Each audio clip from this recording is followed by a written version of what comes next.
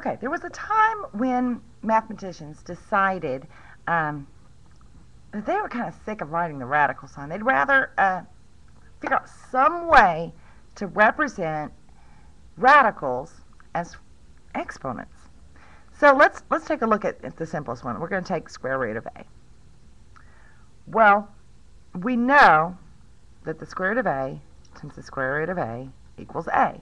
I mean, that's the definition of square roots, right? Okay.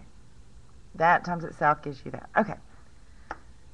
So they decided, well, let's pretend that there was some kind of exponent that means the same thing. Well, then if you multiplied those together, you would get a. So we're pretending that there is this exponent k that represents square roots. So I'm just let k mean square roots. Okay, so we're just picking a variable just randomly that means square roots. Now, I know my exponent rules. And when I multiply two things that have the same base, I add the exponents. So that's going to be a to the 2k equals a. And I also know that anything by itself really has an exponent of 1. Now, let's really think about this. If this is truly an equation, and those bases are the same, then those exponents have to be equal. And that's really a big concept here that we'll be using a lot. Bases are the same, and this is an equation. Therefore, the exponents must be equal.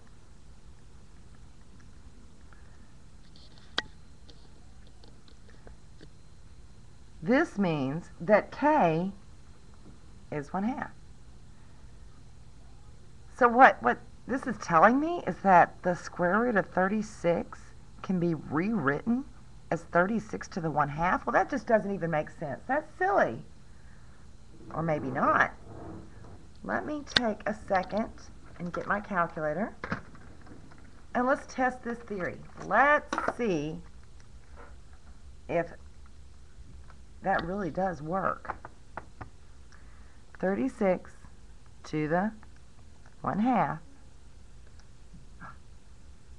It is 6. It does find the square root.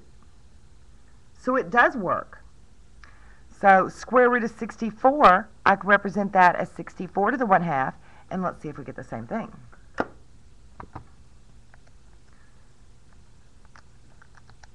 We get 8. It is taking the square root.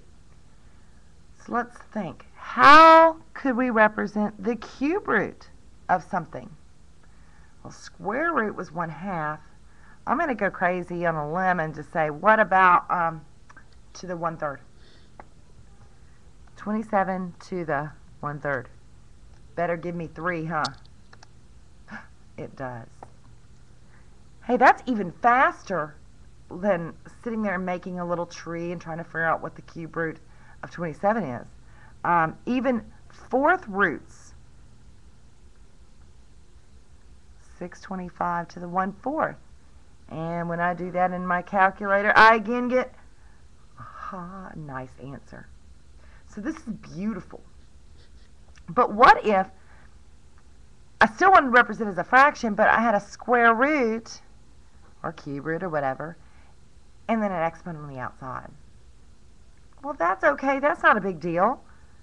I know that the square root now can be rewritten as to the 1/2 power, and that's being cubed.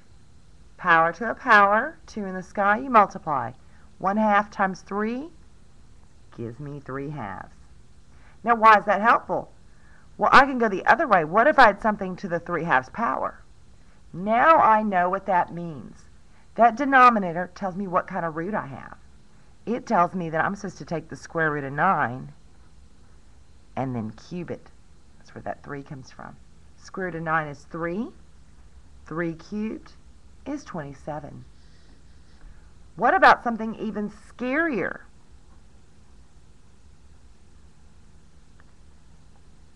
All right, first off, let's remember what the negative exponent means. It means 1 over that to the positive exponent.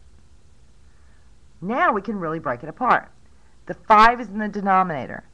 That tells me the kind of root I have. It means the 5th root of 32, and then square it. I know the 5th root of 32. That's 2. So now I have 1 over 2 squared, which is 1/4. Let's see if that works. Now remember, you don't always have a calculator, but we're going to use it right now to check. Gave me 0.25, which is 1/4.